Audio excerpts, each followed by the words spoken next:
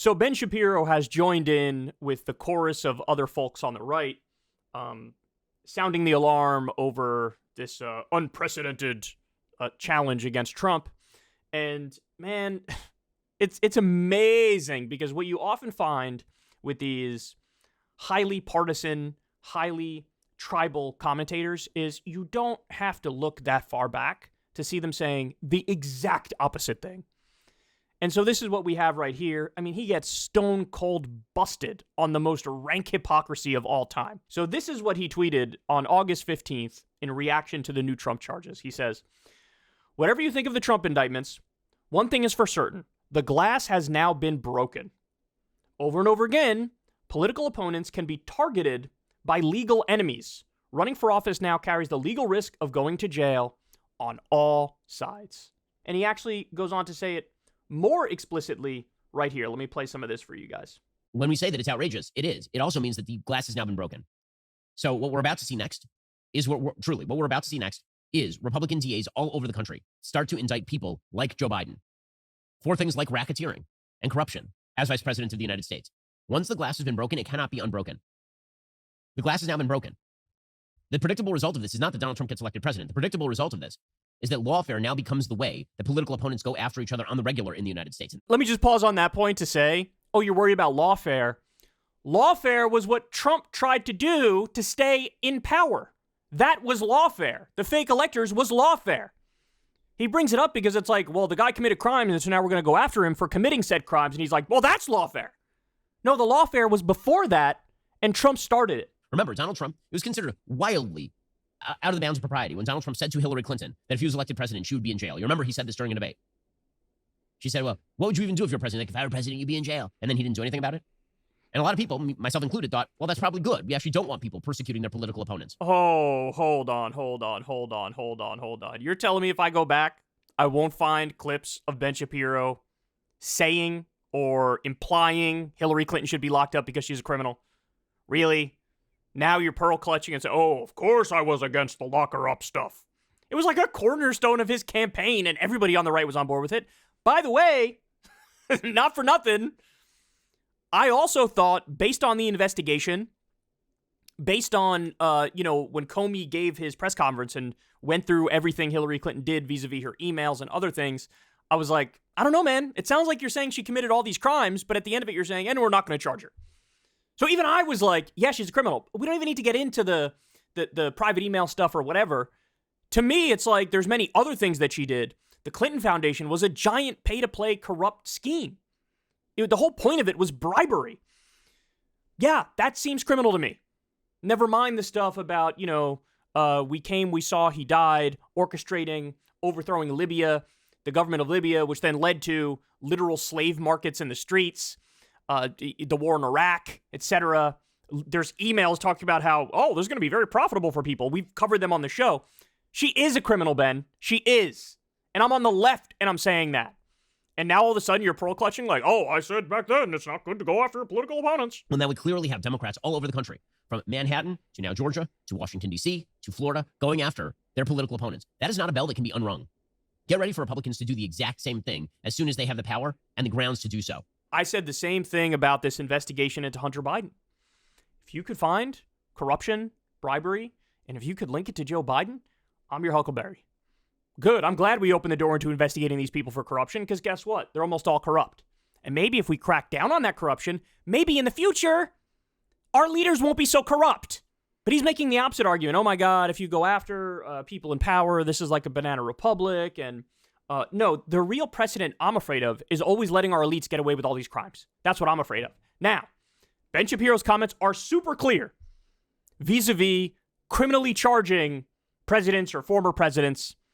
Well, I have something here for you, which might be a little surprising. Here's Ben Shapiro in 2014, and he was singing a very, very different tune. The People versus Barack Obama. That's the name of an explosive new book by commentator and best-selling author Ben Shapiro.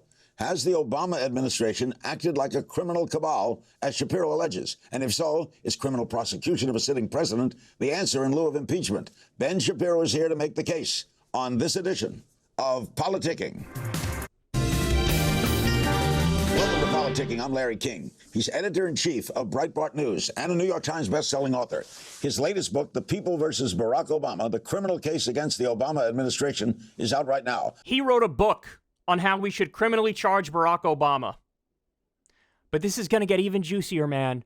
Wait until you hear the law he wants to use. Joining us here in studio. Thanks, Ben, for coming. Yeah, thanks for having me. All right, he's 2 years into his second term. You're not going to impeach him. Are you proposing criminal charges against the administration or specific who? Well, I mean, there are certain specific players within the administration, Lois Lerner at the IRS, the Attorney General, for one, who would be subject to criminal charges. The problem is, of course, that the Department of Justice is the only body that is capable of bringing criminal charges at this point under federal law. What I actually make the case for in the People versus Barack Obama is I make the case that the RICO Act, the Racketeer Influenced and Corrupt Organizations Act of 1970, which allows for civil charges to be brought, people can file civil suits, that be broadened to allow people to sue members of the executive branch. So the people themselves, essentially, would become the guardians of the criminal law because, sorry, but I just don't trust any executive branch to prosecute its own guys. He said we should use RICO laws to criminally charge the executive branch, a.k.a.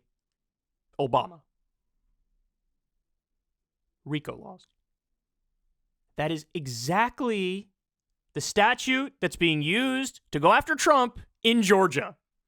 He wrote a whole book as to how it is based to go after presidents criminally using RICO laws, and now he's clutching his pearls. Oh, you're going after Trump with RICO laws. No. Think of the precedent. Think of the precedent. Holy cow, man. Oh. Listen, I hope there are some conservatives watching this. If you're conservative, you can stop. Like, you can get out of this. You can grow. You can learn. You know, I mean, this stone cold caught, son. Stone cold caught. I mean, this is embarrassing. It is embarrassing. Nobody should take this guy seriously. He is clearly a partisan hack. That's what he is. Totally flips his argument. Simply based on who you're going after. They say, oh, well, aren't the left equal and opposite hypocrites? Guys, I'll say it myself, and many other people on the left will tell you the exact same damn thing. I would have no problems with Democratic presidents as well being criminally charged when they commit crimes. No problem. One of the things Obama did was assassinate a young American citizen with a drone. There was no trial. There was no due process. Illegal, unconstitutional drone assassination of an American. That's illegal. I would have no problem with criminal charges based on that. The Daniel Hale leaks showed us we kill the wrong people with our drones 90% of the time under Barack Obama. I think that's criminal. And by the way, a lot of these drone strikes are happening in countries where we didn't have a declaration of war. So they're stretching the idea of like, oh, the war on terror, we can go anywhere and bomb anybody for it. Really? Can we bomb Greenland tomorrow and that's perfectly legal? Who are you kidding? I have no problem with criminally going after all these presidents because they've all committed crimes. And again, the thing that I'm saying is if you start charging presidents for their crimes, maybe they'll be a lot more hesitant to brazenly commit crimes. This was Ben Shapiro's old position. Now his new position is, oh, the glass ceiling has been broken. We shouldn't do lawfare in this country. What did he do hands-on that's criminal? Well, see, this is the problem. This is why you have to use the RICO Act. So no president is ever going to have to do things, unless you're Richard Nixon, presumably, and there are tapes, is going to have to do things that are particularly hands-on. The government is run much more like a mafia-esque organization in which you have somebody at the top who makes a basic demand that certain things be done, and then somebody at the low level says, okay, well, I want to up my career. Why don't I do this, right? This is Henry II with Thomas Becket, right? Will no one rid me of this meddlesome priest? And then somebody goes and rids him of the meddlesome priest. It is odd that all of the scandals, all of the criminal activity in the Obama administration has all redounded to the benefit of President Obama. I couldn't have said it any better myself. He's right.